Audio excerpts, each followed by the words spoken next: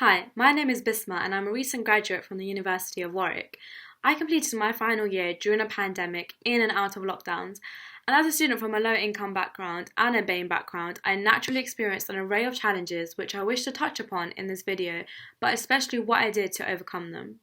The main issues of focus here will be financial hardship, fading friendships, and worries about career prospects after graduation. All of these took a toll on my general well-being and really prevented me from being able to complete my assignments to the same level as I was able to before the pandemic. Firstly, as you may know, coming from a low-income background, it is so common to have to balance many part-time jobs with academia. However, this was naturally difficult during the pandemic due to a lack of availability for part-time roles, which only increased financial pressure and stress. This led me to search for alternative funding, such as reaching out to different organisations, including my university. By really explaining to them my circumstances in detail, I was able to apply for a hardship fund and extra bursaries I was not aware were available to us before. This greatly eased financial pressure and reduced my concerns.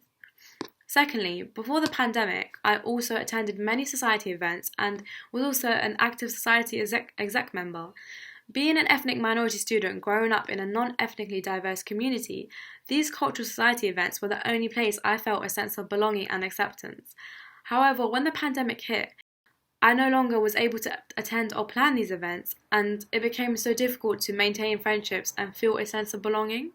However, I soon realised that I relied upon these events to form and maintain friendships, and this taught me that I must also put in effort myself to reach out to people and my friends more often.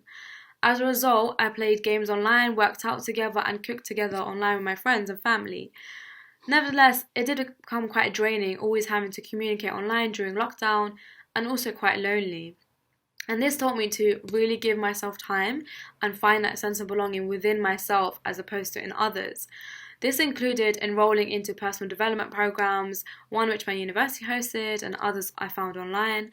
I also started to focus my energy on self-management techniques such as time management, looking after my health and hygiene, staying active, and really making sure my basic needs of water and sleep and fresh air were being met.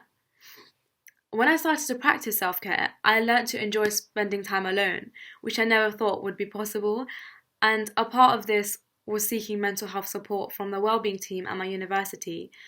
At first I was quite hesitant, but in the end I ended up learning so much more than I thought, and it helped me more than I had imagined. Lastly, as a first generation student with a lack of professional connections, the pandemic only increased my worries of being able to build a career after graduating. And to deal with this, I reached out to my friends from similar backgrounds who were in the same position as me, and together we decided to help each other and join social mobility programs. A good example is Upreach, which provides advice, resources, workshops, and general application support for internships, spring weeks, and graduate programs.